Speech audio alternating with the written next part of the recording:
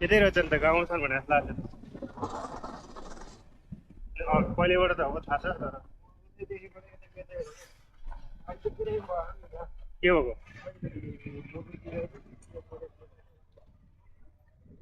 के हो र हेलो गुड मर्निङ गाइस आज चाहिँ हामी लाग्दैछौँ आफ्नै गाउँ सरल बाइकमा अब यस्तो छ यहाँको मौसम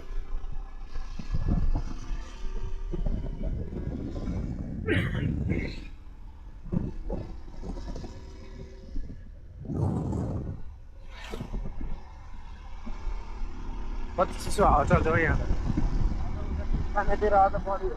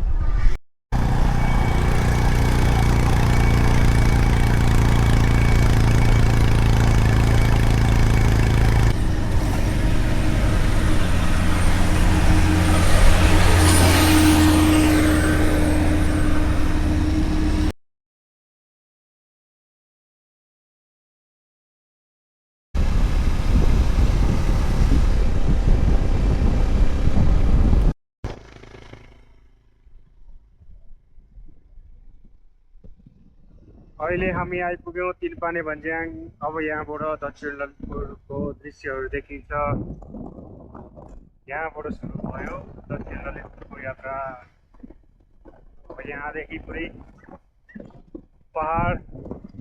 पहाडै पहाड जङ्गलै जङ्गलले घेरिएको ललितपुरको एउटा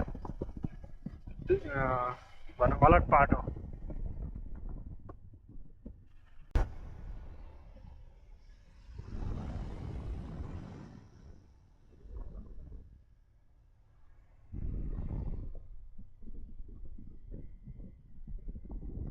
मोमो गाइस मोमो अब यतातिर मोमो टन्नै पाइन्छ लोकल मोमो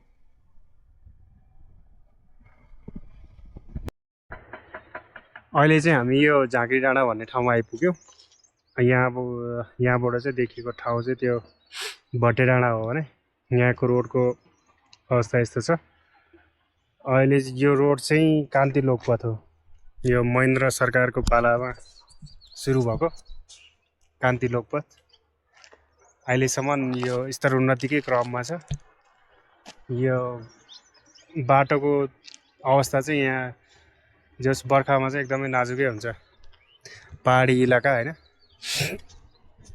पहिरो खोला सुक्खा पहिरो त्यसपछि पानी आएपछिको पहिरोहरूले गर्दा विभिन्न समयमा अवरुद्ध हुँदै बन्दै आइरहेको छ यो क्रम अझै पनि जारी छ देख्न सक्नुहुन्छ यहाँ पहाडी यति इलाकाभरिमा कति ठाउँमा पहिरोहरू गइरहेको छ बाटोहरू बन्दैछ अनि यो चाहिँ फेरि तराईलाई जोड्ने एउटा छिटो तराईसम्म पुग्न सक्ने फास्ट ट्र्याक पनि हो जसले चाहिँ यो ललितपुरबाट मकवानपुर हुँदै तराई भेगमा छिचोल्छ यस्तो छ यहाँको अवस्था चाहिँ यो चाहिँ ललितपुर क्षेत्र नम्बर 1 को बागमती गाउँपालिकाभित्र पर्छ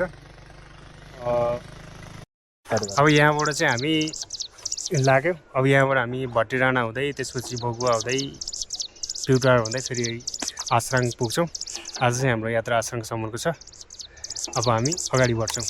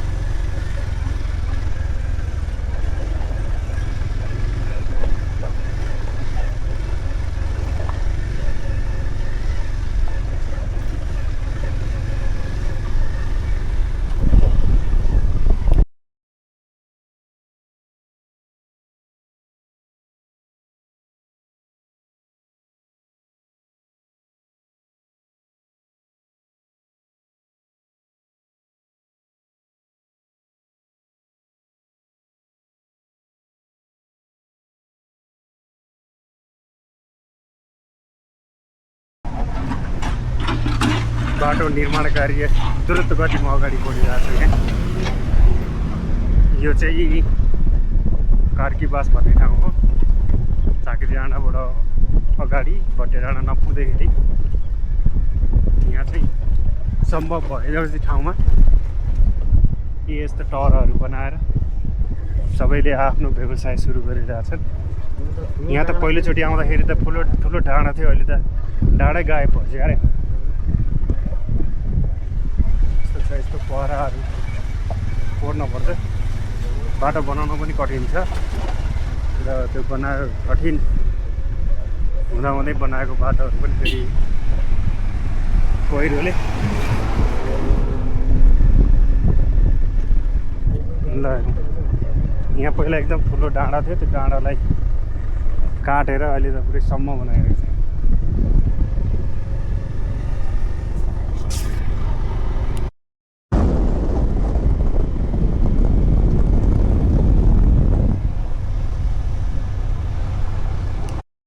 यो बागमती गाउँपालिकाको पालिका कार्यालय भट्टे डाँडामा अवस्थित छ। यो चाहिँ भट्टे डाँडा चाहिँ यहाँ चाहिँ दुधको लागि, त्यसपछि तरकारी, अनि यहाँ चाहिँ अब यो कान्ति लोक पथको अब अलिकति भिडभाड हुने ठाउँ हो भट्टे डाँडा चाहिँ।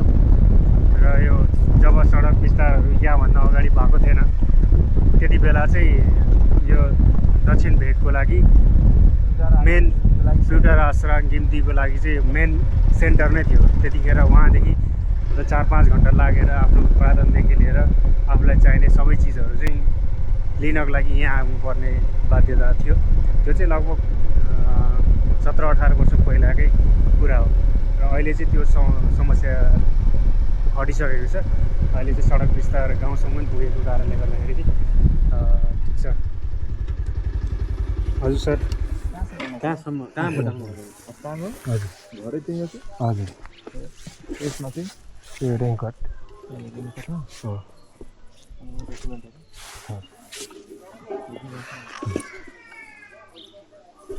धन्यवाद। चेक गर्नुहुन्छ अलिक?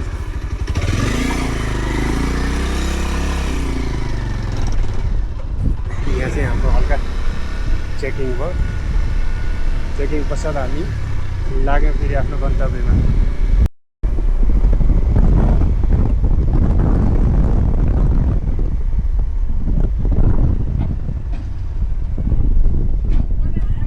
यो रोडमा गाडीभित्र मान्छे जति हुन्छ त्योभन्दा बढी चाहिँ सामान बोटमा आउँछ। त्यस्तो छ।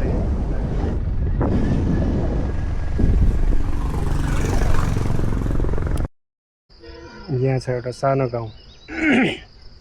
यहाँ चाहिँ जहिले आउँदा नि हरियाली मात्रै देखिन्छ बारीहरूमा।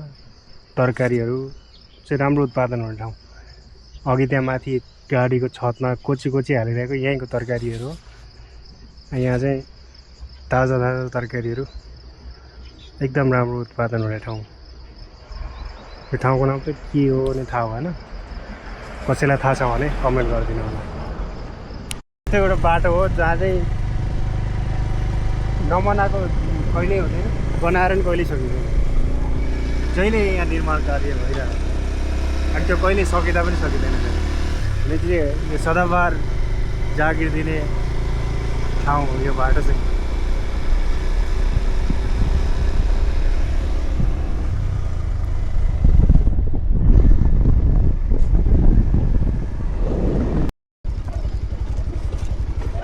बागमती गाउँपालिका वडा नम्बर 2 माल्टामा यहाँहरूलाई हार्दिक स्वागत छ। यो चाहिँ माथिल्लो बाटो चाहिँ यो माल्टा जाने भयो, तल्लो बाटो चाहिँ बकुवादेखि लिएर तराईसम्म जोडिने बाटो भयो। यो माल्टा चाहिँ फेरि यो युरोपको माल्टा नसोचिने होला, ललितपुरमा माल्टा पनि छ है। जो चाहिँ युरोप माल्टा पुग्न सकिँदैन उहाँहरूलाई ललितपुरको माल्टामा स्वागत छ। म पनि पुगेको छुइनँ, तर एकदम दामी ठाउँ छ भनेर सुनिरहेको छु। जानुपर्छ कुनै दिन। अर्को नाम चाहिँ काल्चे। यहाँ फेमस पनि छ यो काल्चेको पहिरो भनेर। यो धेरै दुःख दिने पहिरो हो यो काल्चेको पहिरो चाहिँ। यो ठाउँ चाहिँ हो यो सबैभन्दा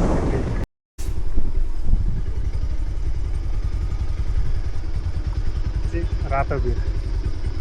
यहाँको भित्ताहरू पुरै रातो हुने भएकोले, माटो रातो भएकोले गर्दा रातो भिर हुने भिरै रातो।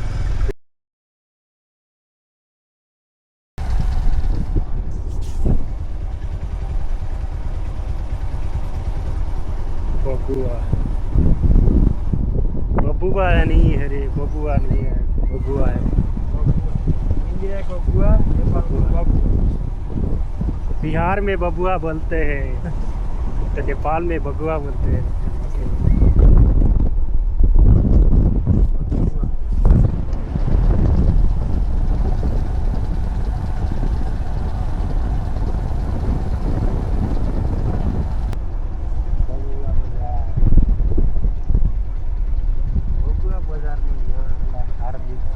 बगुवा बजार हो त्यो माथि के हो हेर, दामी छ। त्यो चाहिँ यो चाहिँ टुटार्दो बाटो। अब यहाँबाट चाहिँ हामी आश्राङ गिन्ती टुटार जान्छ। हुँदै यो रोड चाहिँ हेल्टारसम्म जान्छ क्या। अब यहाँबाट हामी छुट्टिन्छौँ। यो यता जाने बाटो चाहिँ अब तराईसम्म पुग्छ यो मकवानपुर हुँदै, भने यता चाहिँ हामी जान्छौँ एउटा आश्राङ गिन्ती हुँदै हेल्टारसम्म। यहाँ अगाडि बाटोमा पनि त्यहाँ म्याप देख्न सकिन्छ।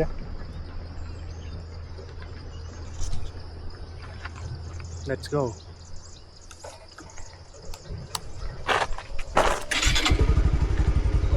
बाटो लाग्यौँ। अब हामी लाग्यौँ हेल्टारपट्टि।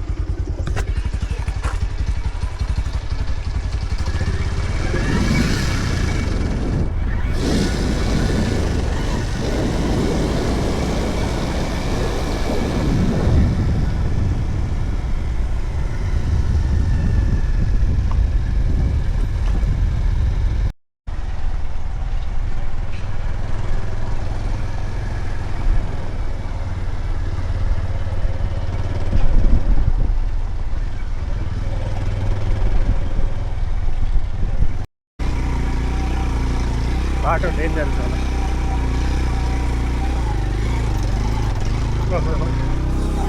ओहो गाइस, मटन काजी भेट्यो। मटन काजी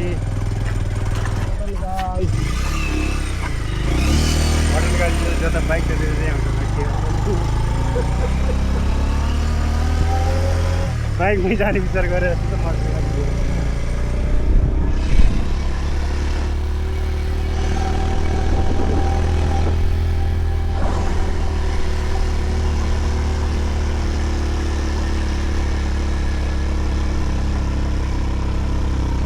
प्युटार गाउँ हो।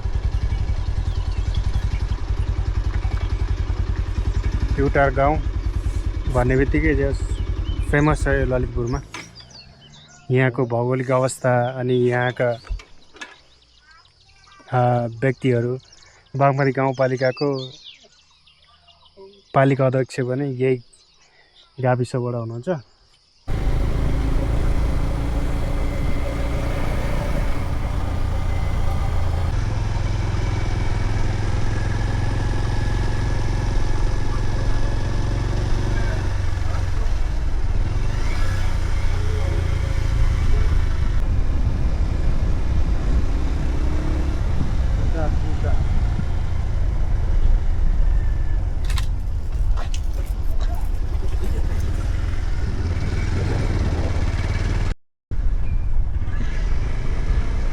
टुटार अगाडि खैरेनी भन्ने ठाउँमा आइपुग्यो। यहाँबाट देखेको यो आश्रमको दृश्य हो।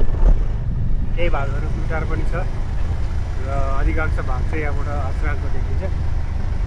यो खोला वारीपट्टि हो भने यो चाहिँ खोला पारीपट्टि, यता चाहिँ ललितपुर पर्यो।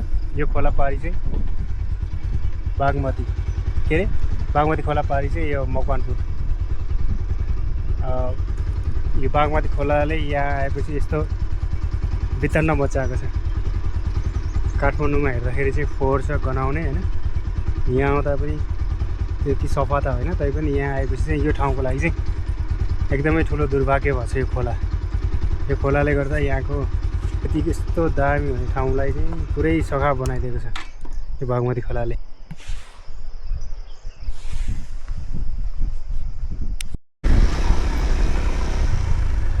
धनडाँडा भन्ने ठाउँमा आइपुग्यो। धनडाँडा बेसी भन्छ यसलाई। धनडाँडा चाहिँ माथि नै। यहाँ पनि हेरौँ खेतबारीमा मकैले धान हालिसक्यो।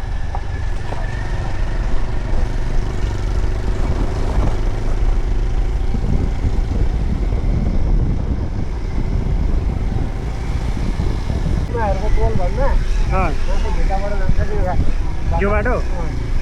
ए म त यो पहिलो आउनुभन्दा पहिल्यै त खोलाबाट माथि लगेको भन्दैन थिएँ क्या।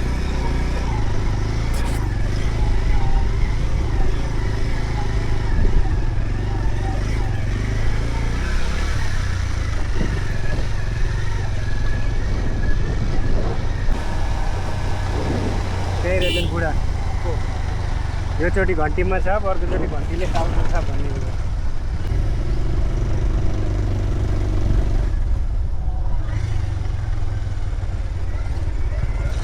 यत्रो भाडे हुँदैन, बाटो पनि गाह्रो हुन्छ। खतरा।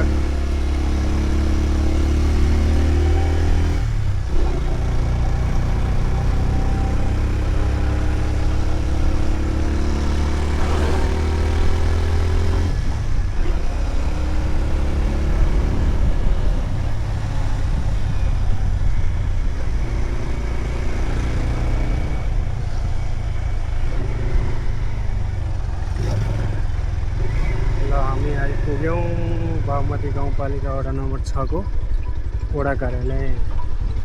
के हो यो? ब्याडमिन्टन हो कि भलिबल कोर्ट हो? ब्याडमिन्टन कोर्ट हो।